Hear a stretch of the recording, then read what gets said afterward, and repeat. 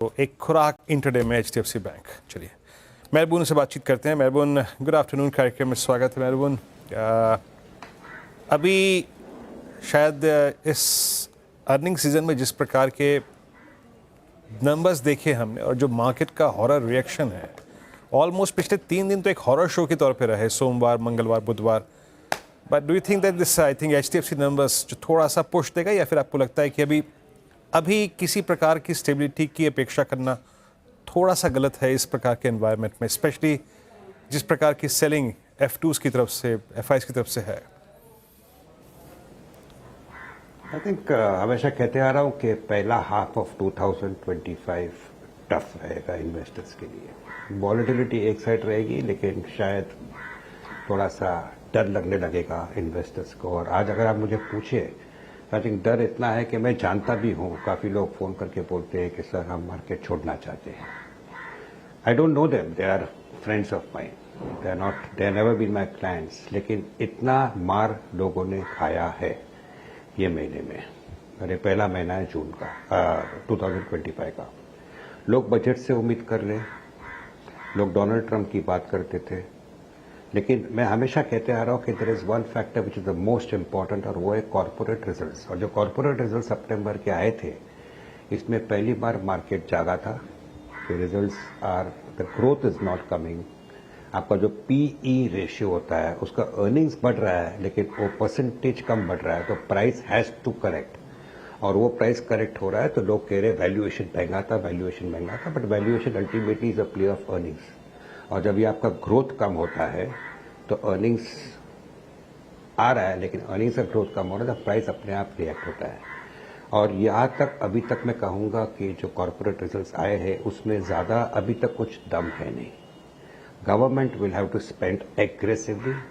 Budget में कुछ बड़ा कुछ आना चाहिए, because India, let's be very honest, मैं पैट्रियट हूँ, I have voted for this government, लेकिन मैं कहना चाहूँगा कि somewhere India is losing its edge और हमें जल्दी से एक्ट करना पड़ेगा।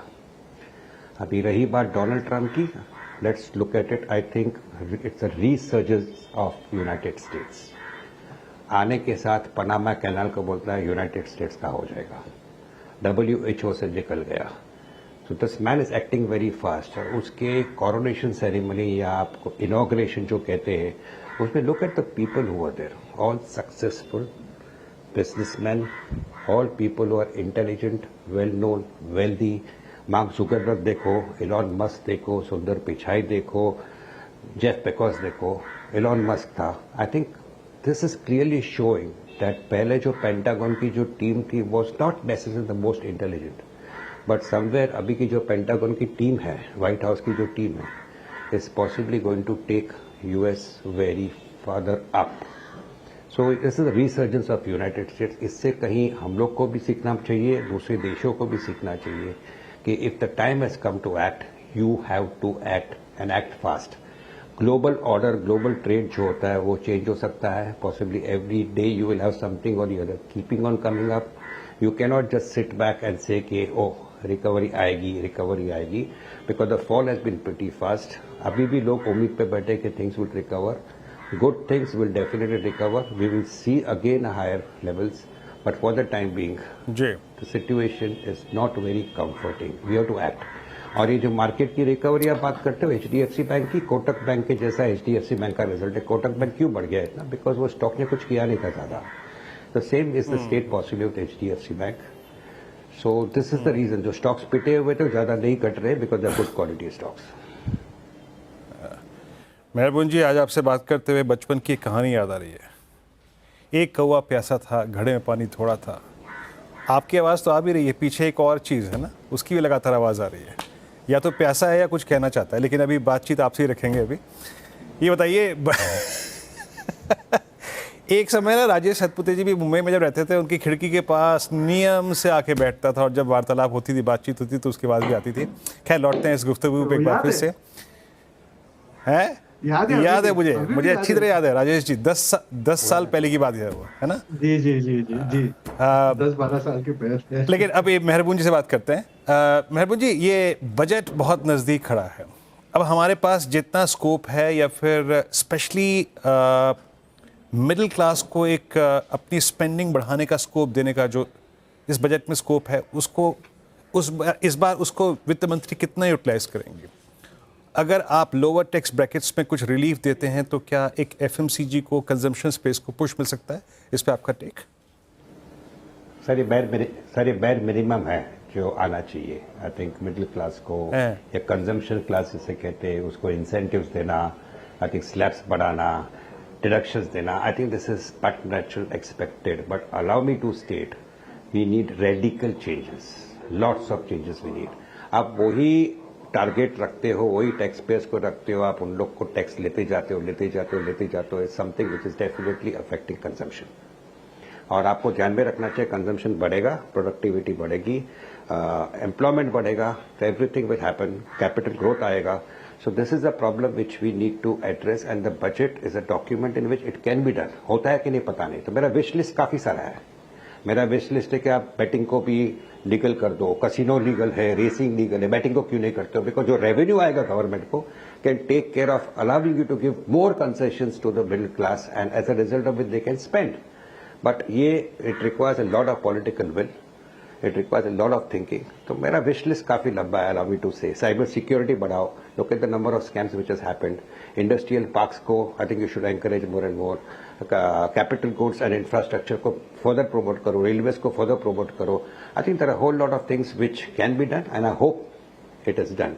बट आपने जो बात कही बिल्कुल ठीक कही। People need to have more money in their pockets. Lot of money is going in fresh taxes here and there. Somewhere people have to be encourage कि ठीक है मैं आपको कुछ दे रही हूँ, go out and spend, because ultimately that is going to push economic growth and the economy has to have a kickstart from this budget. Slowdown हुआ है, this slowdown is for real, even real estate में slowdown है. So I think this is the time for the finance minister to possibly say, okay fine, बहुत हो गया, now I am acting very fast and ultimately India will again start showing its growth which it is capable of. Good afternoon sir, मैं श्रेया बात कर रही हूँ। Sir आपने disposable income की बात की, लेकिन अभी सवाल मेरा इनफैक्ट बैंक्स के ऊपर है। लार्ज बैंक्स की बात करें तो आज HDFC बैंक के नतीजे आए, फिर हमने उसमें तेज़ी देखी और एक पुश भी दिखा मार्केट में। कोटक महिंद्रा बैंक के नतीजे आए थे, उसमें भी तेज़ी देखने को मिली थी, फिर एक डाउनसाइड ट्रेड देखने को मिला था।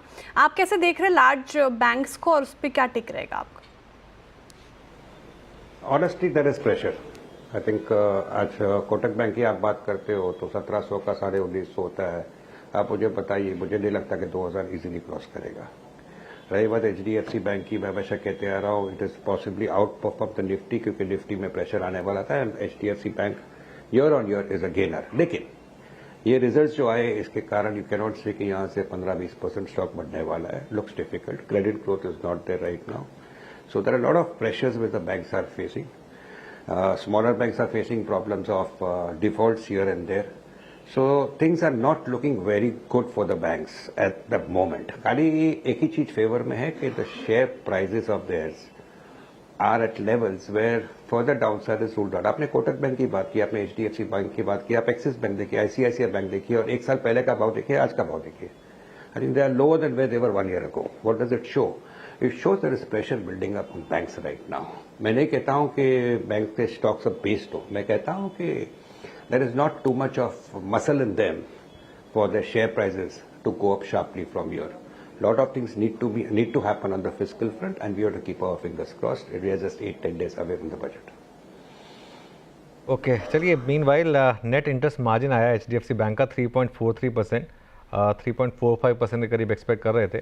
तो मोरलेस ये मानना होगा कि नंबर्स सारे के सारे इन लाइन विद एस्टिमेट हैं और आई थिंक यही काफ़ी है, क्योंकि गंदे से गंदा नंबर आपने प्राइसिंग कर लिया था। डिपॉजिट इनके बढ़े थे, ये पहले भी इन्होंने कहा था और ये एक इनके अर्निंग्स में एक ग्रीन शूट था कि जहां बाकी बैंक्स डिपॉजिट के लिए स्ट्रगल कर रहे हैं, वहां पर HDFC बैंक की एटलीस्ट डिपॉजिट ग्रोथ काफ़ी स्ट्रांग थी, 16%। बहुत लोगों का, बहुत एनालिस्ट का ये मानना है कि अभी HDFC बैंक ने जानबूझकर अपनी लेंडिंग ग्रोथ थोड़ी स्लो रखी हुई है इस इकोनॉमी में और आगे जाकर वो उसको अगर बढ़ाना चाहेंगे तो बढ़ा भी देंगे, लेकिन डिपॉजिट मिल रहे हैं, ये एक अच्छी चीज़ है उनके लिए। हालांकि खाली डिपॉजिट लेते रहेंगे, उसको लेंड नहीं करेंगे तो करेंगे क्या उसका, बियॉन्ड द पॉइंट। एनीवे, थोड़ा ये अभी के लिए स्टॉक डिहाई पर है। मेहरबान जी, गुड आफ्टरनून। जोमेटो और स्विगी, यहाँ पे तो जैसे एक बहुत एक कमेंट आई थी कि quick commerce is so hot it's burning itself. क्या करें इन्वेस्टर यहाँ पर अब? I think around 200 levels of Zomato आया हुआ है. I think I don't have too much of reservations as to why an investor should not look at it. पिछले 25 साल में मैंने काफ़ी सारे businesses देखे जो losses पे थे. I had liked some of them. उदाहरण रिटेल सेक्टर था, पेंटालून रिटेल नाम का स्टॉक था, लॉस करता था और वो स्टॉक के multifold returns. Can Zomato do the same from 200 rupees? Let's be honest, अनुज भाई, around 270, 280 के आसपास, 300 के आसपास जब Zomato के there are a whole lot of people who wanted to buy it. यही महीने में अराउंड 30% कलेक्ट कर चुका है. तो if you are a new investor और अगर आप 205, 210 में लेते हो with a downside possibility of 10% also if it comes, the distinct possibility. I read the letter which he has written, the address which he has given to the shareholders and to the investors in general. I don't have any reservation as to why Zomato should not give returns from the present price. 150 के आसपास there are a lot of non-believers and 275 के आसपास there are a lot of believers. So the stock has corrected well. तो overbought हो गया था, अभी correct हो गया है. There are buy reports coming. Let's ignore the buy report. There is a sell report in the market. Let's ignore the sell report. Just ask this question to yourself: कि धंधा बढ़ेगा कि नहीं बढ़ेगा?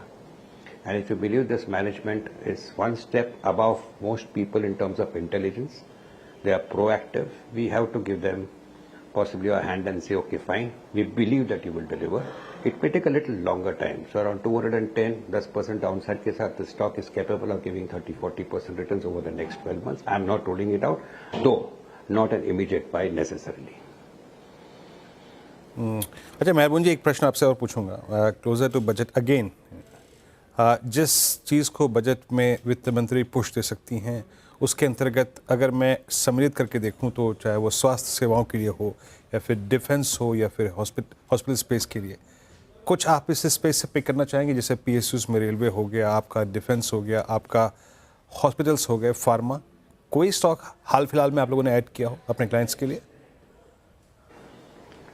मैं कहूँगा कि सेक्टर्स जो फेवर में रहेंगे वो है fisheries, I think capital goods, infrastructure, energy, data centre, markets के इंटरमीडियरीज है, ई मार्केट्स के ई रिटर्न्स के इंटरमीडियरीज है, टूरिज्म, डिफेंस और एक नया सेक्टर जो उसको मैं कहूँगा cyber security, which even can be a part of the defence budget of the government. Make in India को भी प्रमोट करेगा और एवरी ईयर कोटा मिलते जाएगा. बिकॉज जोर से साइबर सिक्योरिटी में जो भी साइबर में जो क्राइम हो रहे हैं, I think there could be some measures announced over there.